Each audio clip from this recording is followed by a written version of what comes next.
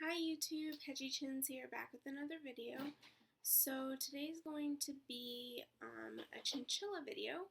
So this is where we move the chins to. So my room is being converted into or still my room, but half nursery, half bedroom. So they were moved here across the hall, and pretty messy setup right now. So we have the Ferret Nation, and that is a piece of plywood that's temporary until we can get another lid, because we found that the third level was just getting too high for us to clean, and because I'm getting really big, it's just not ideal. So I don't know if it's going to be left like this or what's happening with that. Probably, maybe, or it might just end up back on top, so we'll see. So anyways, I was asked to do this video today. You can see Gizmo kind of running around. We're having playtime right now. So what I did was I pretty much put a fence up around the areas that I didn't want them to play in, and I think that's worked out to our benefit. Hey, no fighting. No fighting. Oh, I don't think they're fighting. It's just the noise. I put a piece of wood underneath the bass pan, so when they run on it now, it makes that noise, and it's kind of noisy. But I did it to cover the cutout, and so it sounds like he's fighting with him, but he's not. So there's Gizmo. Oh, there he's gone again. Sorry, my laptop screen turned off. So anyways, a subscriber asked me to do a video in regards to what you can do for your chinchillas, or what you should be doing for your chinchillas daily and monthly. So let's start off with daily. This became habit when I moved back in with my parents, and I think it really benefited them, but also gave me something, it made it a little easier moving in with my parents, because they have their own laundry, so it's cheaper to wash. Obviously, when I lived in an apartment building, it was really expensive, and so I limited my washing to twice a week. But now we actually do the laundry maybe every other day. So they're living in a much cleaner space, but also they get kind of swept out. My hair's all over the place, so just excuse it. So they get swept. If it's not wash day, then every morning their blankets get shaken out. So I haven't been making any sets for them. I have cut quite a few pieces out, and they're ready to sew. I just haven't done it yet.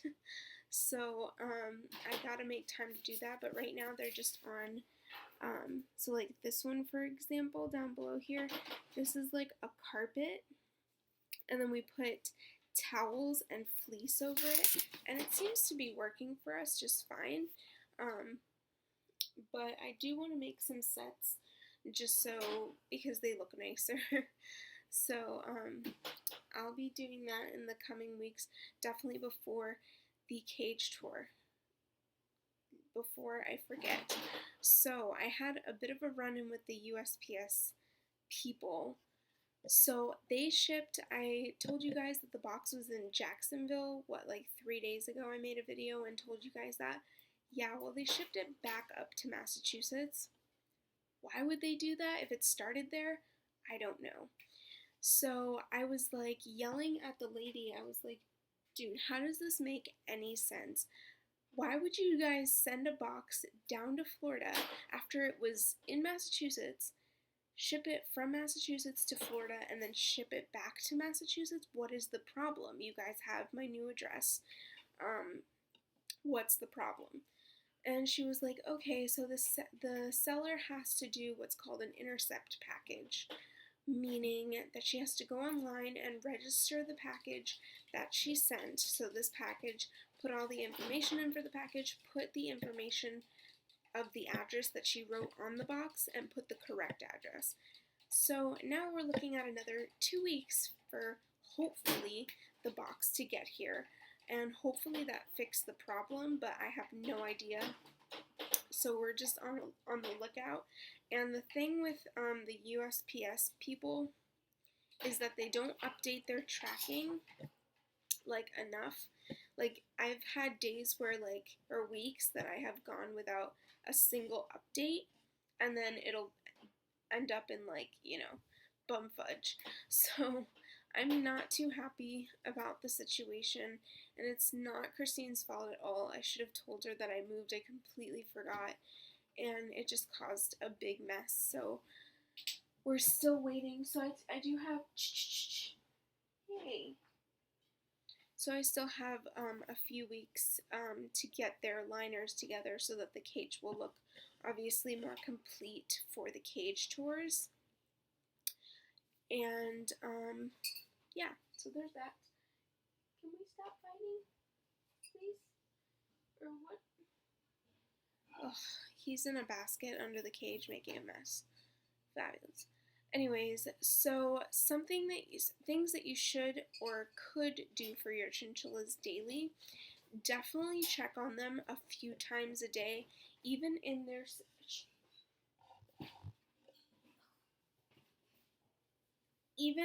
safe living environments. I knew this was going to be a problem. Having playtime and having surrounding cages. Some of the chins won't bother with the other cages and they'll just run around, but he will go and pick fights. And anyways, so you should be checking on your chinchillas a few times a day for tons of reasons. Number one being that anything can happen in any matter of time, and you want to make sure you can get to them in time in case of an emergency. And you definitely want to pick them up at least once a day and check their fur, their ears, and their feet. Their feet can become very sensitive and they can get blisters, and their ears can get very dry and start cracking. Rodolfo actually has a slit in his ear that was made just from being dry. So I feel like moving down south was actually beneficial for my chins. We do keep it very cool in the house at all times for them, but up north it was really hard to balance the temperature in the apartment because most New England states don't have air conditioning units. We did purchase one, which was great, but we had to remove it for the winter months. So basically for the winter the heater was on, but to balance the air, what we did was open the windows, even if it was snowing outside, to kind of make it like a room temperature or a little bit below room temperature to make it a comfortable temperature, even for us, because I do not like the heater. I hate a heater with a burning passion. That's not. It made my nose bleed, and it was terrible. So, moving down south definitely was beneficial for us. Can you get down? And it worked for our benefit because I haven't had a problem with dry ears or feet. So, you definitely don't want a cage that has, a lot of people have them with bars as a flooring. You need to have some sort of solid ground that they can step on. Those bars will create a lot of issues for their poor little feet, are super sensitive, and it can actually cut into their foot pad, and you can have a lot of issues. Their bones can come out, and it's very serious and it's very painful. So make sure you have a flat bottom cage of some sort for your chinchillas. Even if it's plastic, you can cover the plastic with some towels or something so that they can't get to it. If you're gonna pick fights with everybody, I'm gonna have to put you back.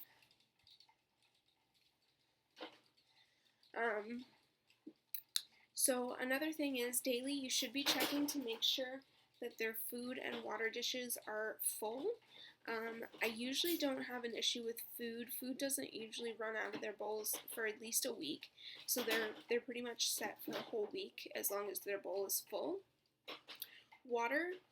Water needs to be checked daily because even the best of water bottles, this can happen.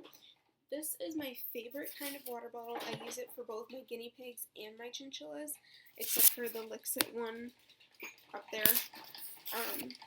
And the reason I like this bottle is, number one, it's big and it holds a lot, but also it doesn't, I've never had a leaking problem with the bottle per se. So what I mean by checking the bottles daily is because sometimes the little ball in the spout, your animals could play with it and the ball will go so far back that it gets stuck in the spout and the water will completely drain, and you don't want them to be without water for a few hours. You want to make sure that they have water, so before you go to work, school, whatever whatever you're doing, make sure that their water is okay before you leave, and make sure it's not dripping. So that way, if it's dripping and it's a good water ball, you know that the ball's probably stuck. So just mess around with it, and it should unclog itself. But usually it's from them just messing with it. Go away. You're not being very nice. You're picking on everybody. So food and hay also needs to be checked. I do not give a bunch of hay to my chins because I swear 80% of it gets wasted. So they get little handfuls, enough to fill my hand, in their cage, and then in the morning it gets shaken out on the towel and they get fresh hay. So that's how I do my hay. I don't like to overstuff because I swear they throw most of it out, and when I say throw it out, my chins will actually throw it outside of the cage, and it's really annoying, and it's all over the floor. So to kind of keep it clean, they're usually from a small pile. And just by cleaning their cage on a daily basis, it will save you a ton of time on cleaning in general, and it'll keep the smell under control. Chinchillas generally do not have an odor, but their urine can smell if it's not changed. So if you have them on like a paper-based bedding or wood shavings, you can go around with a scooper at least once a day and pick up the wet spots. Or if you have towels like I'm doing, or fleece, that's another good thing about fleece and the pads, the custom made pads with the U-Haul in them, is that the smell usually you can go a couple of days and you'll be okay. Towels, however, that's another reason we do change them. They get fresh towels every other day, is to kind of keep the urine smell under control. But other than that, it's really not that bad. And they also, by cleaning their cages, we just also go around the room and sweep up the floor, so it keeps the environment clean. So, and they are little messy buggers. They poop, and their poop goes everywhere, and it's a mess. And there's a million of them, and it drives people nuts. But you have to know how to balance your time, and if that's really going to be an issue for you, chinchillas are probably not the best pets for you. I actually don't recommend chinchillas at all. When people ask me, oh, do you think it's a good pet, or I'm looking to get my daughter a pet, or my granddaughter wants something, I don't recommend chinchillas. I never recommend them for anyone, even the best of people. I say, don't do it. And when they ask why, I tell them why. It's a lot. It is like a full-time job. He's being such a bug. Anyways, yeah, it's a full-time job. You really have to have the time to keep them maintained. You have to give them time to run around. I haven't done playtime in a few weeks because I was still in my bedroom, and the issue I was having is that they would go under the bed. I'm too big now, and I cannot fit under the bed, so catching them was a problem. So I was like, you know what, we're going to move them to the other room, and there's not really any furniture that they can go under here. So I'll just wait. So I did. I waited till we came over here, and now they have playtime. So, but you have to have time for this, and if you're not going to give playtime, you need to have time to acknowledge them and make them feel loved. I do treat time once a day, so I do either rose hips in small quantities, or they get an organic barley biscuit. I will grab them. So these you can get at PetSmart, and they're really actually good because they're pretty much everything chinchillas have in the wild in this one little cookie, and it gives them all the vitamins and nutritions they need. So it looks like that. It's a little heart, and it smells really good actually. It's like a baked cookie, like a sugar cookie almost. So it smells really good. So, and they have tons of options. So they have these, they have the red pepper ones, they have strawberry slices. I do the strawberry ones on occasion for the guinea pigs, but this I do give once a day, just for fun, for them, not for the guinea pigs. The guinea pigs get the vitamin C tab once a day. So, you need to have that time though, really, with them. You have to be able to stop by their cage, you know, say hi and pet them and, you know, give them some attention. If you can't take them out one night for playtime, at least acknowledge them, so that they don't feel like, you know. I did that especially a lot when I moved down here, even though you guys know that I gave playtime like crazy when I lived in Boston. But when I moved down here, the issue with the bed and everything came into play. So, and they didn't have a ton of stuff in their cage yet for a while. So I definitely wanted to make sure that I spent some time with them every day to make up for what they didn't have in their cage while I worked on getting some ledges and stuff.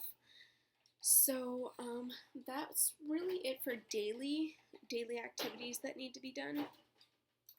For monthly, my notebook is all the way over there. I'm not going to grab it. I'll just explain what I do.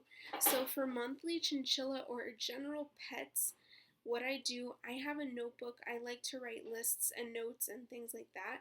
So for a monthly thing, what I like to do is write the things that we're running out of, the things that we're going to need. If you notice that your toys are getting a bit old, something on the future to-do list, I like to make just lists for everything. It's just how I function. So I'll do like future what we need on a list and what we want to get for the cage. So like Twilight chinchillas, AZ chinchillas, things like that. Because I make my own ledges, those things go under more of a want than needs for them, because they do have plenty to do with what I give them. But I want to make sure that they have a pretty cage too, so we went ahead and placed that big order, for fun, pretty much. So if you want something and you're on a budget, that's a really good way to function and use your time and your money wisely when it comes to your pets. Making a list of the things that you might want and writing them down. Try not to add to the list to the point where it's insanely large. Try to keep it like, okay, this is what I can afford, or this is my budget. Come up with a money, a dollar. Keep that dollar in mind, write it down, and then go through all the websites, Twilight chinchillas, TJ's chinchillas, AZ chinchillas. There's a million stores out there, Zoe and Leo's Toy Box, and go through what they have and decide what you want. Make a list, and then if it goes over your budget, start crossing things out that you can live without, or move it to next time's want list. So I found that that way it really helps, and it really keeps your dollar under control. And I didn't always do it that way. There was a time where I was spending excessively on them, which can be very damaging, so don't do that. I don't recommend it. I know that it's fun to do that, but if you really don't have the money, start out with a list. But you definitely want a list for absolute needs. So I keep a list for needs always, and then I cross them out as I purchase them. So if you see that you're running low on food, write it down right away and write down approximately how much you have left. Like, let's say we have this container left. I'm gonna guess that container is probably gonna last a month.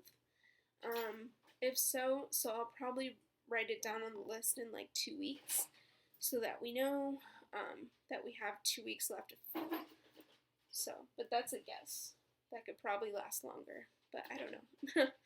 So anyways, so needs, and you should have a little care package before you get your pets, but if you want to go ahead and do that after you get them, that's totally fine, but I definitely recommend having an emergency supply kit on hand. I know that TJ's Chinchillas, she actually puts together a kit. I think it's $100, and it has absolutely everything that you would need for like emergency care at home. Let's say it's a weekend, you can't get to the vet, but you see that it's not super severe, but it is an emergency, something that you could probably fix at home, or you could try to fix at home with some home remedies. That's a good kit to buy. You can purchase all of those things though separately if you're not looking to spend the $100. To be honest, I don't really think you need all of that, but it is good to have certain supplies like gloves and syringes, critical care. I will show you my package.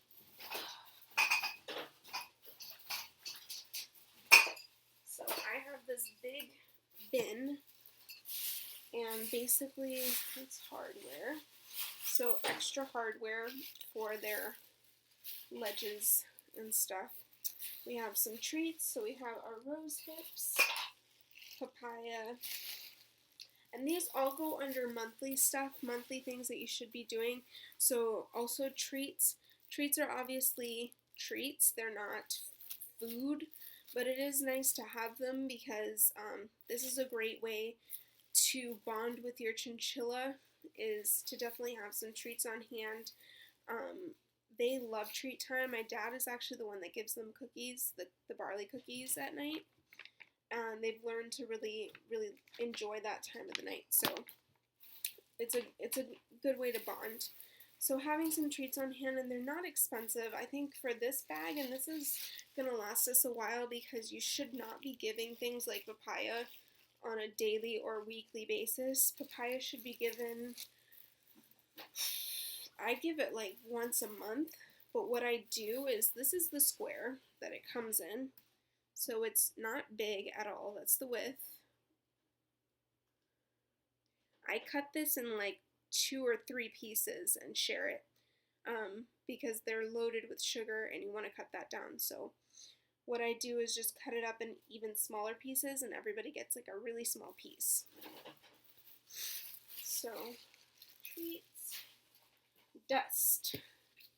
The dust drives my mom insane because it sticks to everything, and it really does. I don't think it's going to be a big issue in this room because there's not any furniture that it can stick to.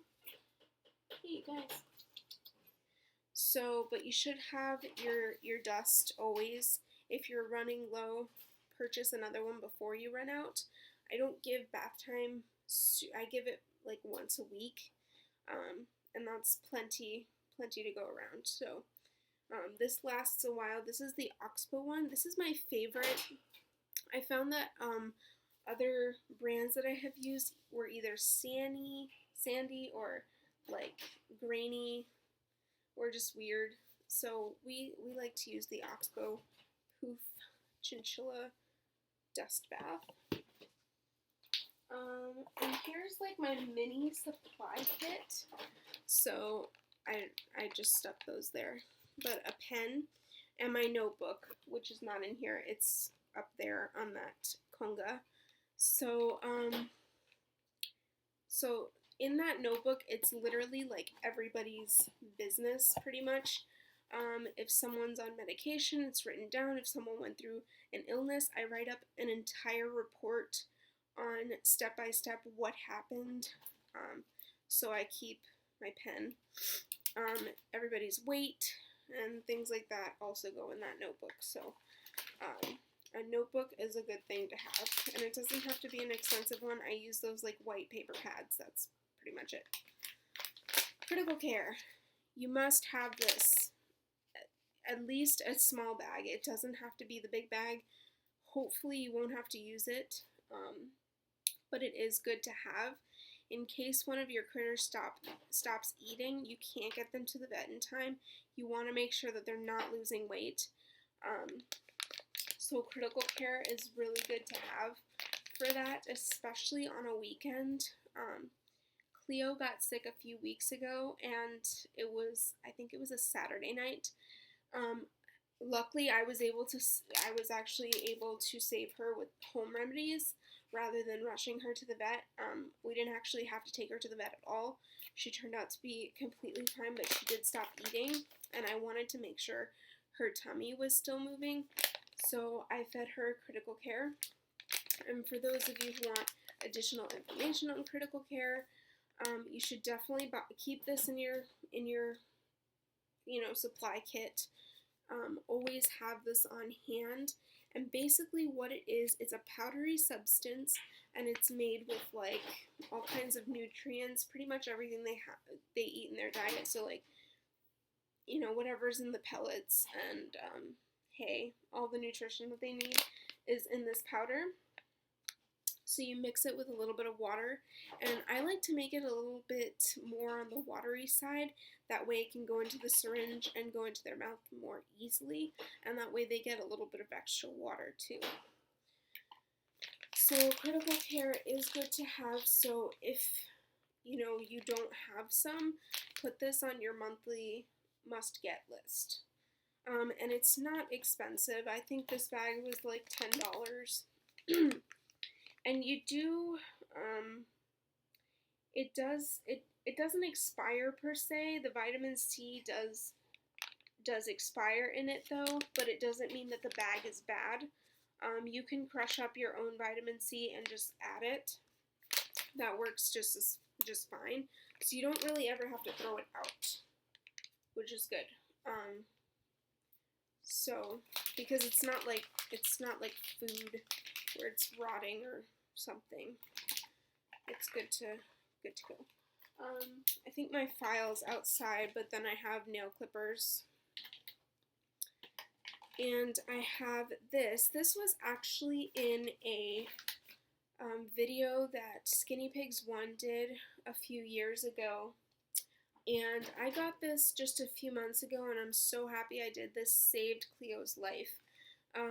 So this is the Little Remedies, Little Tummy's Gas Relief Drops. And I'll kind of give you like an overcap of everything that happened that night, but I'll crunch it down. So basically I came home and her stomach was so big. She looked like a little toad. Like it looked like she was like a balloon, and her stomach was really firm, and it was making kind of like that sound that a balloon makes when you rub against it, like that squeaky sound. And I was like, something's not right, because she wasn't even moving, like she couldn't move. And so what I did was administer this. I did the 0.6 milliliters. It's so small.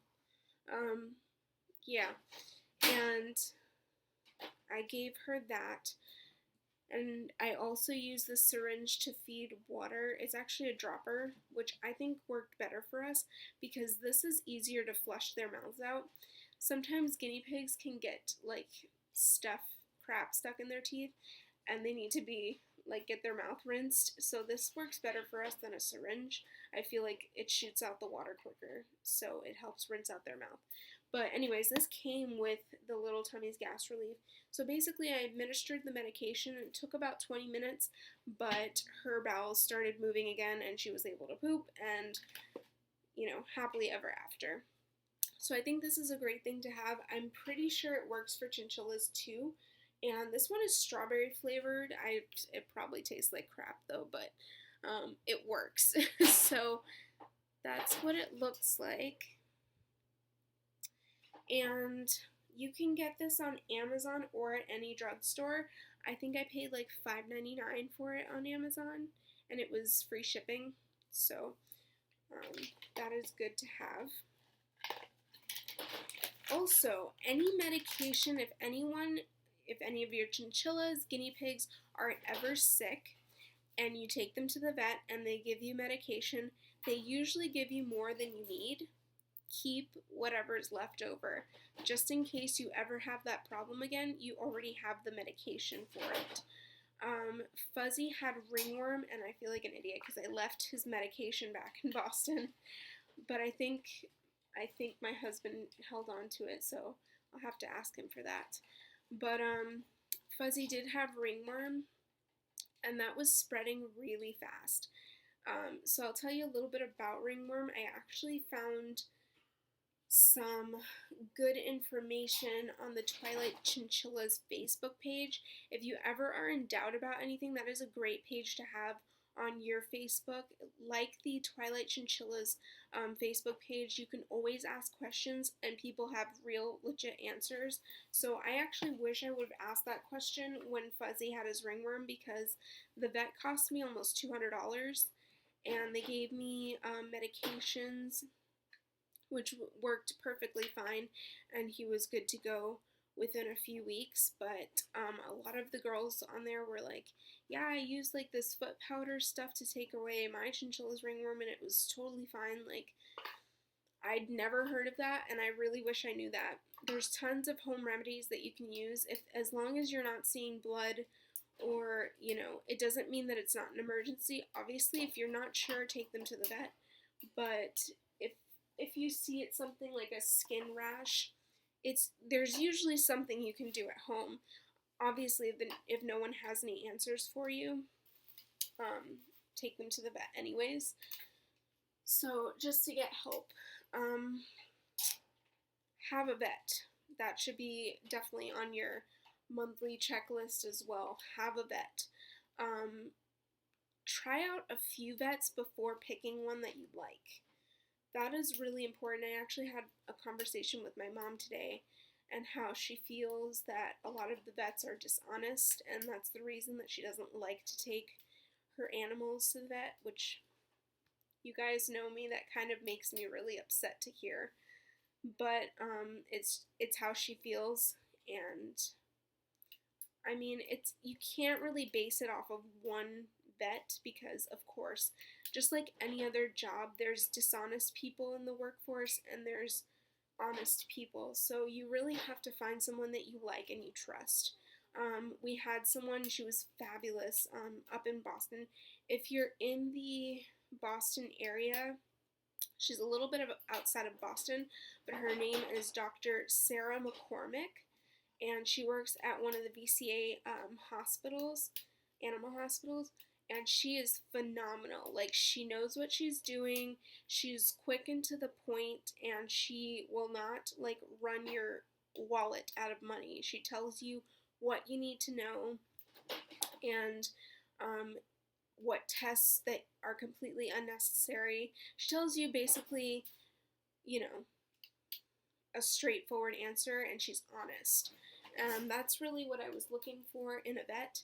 One day, though, actually it was when Fuzzy got his ringworm, she happened to not be in the office that day, and we did have to see someone else that I did not like. I was so mad that she wasn't there, because he did try to run my wallet down, but I'm not going to not go back to that clinic just because that guy was not very nice, but because she's phenomenal, and I would definitely recommend her.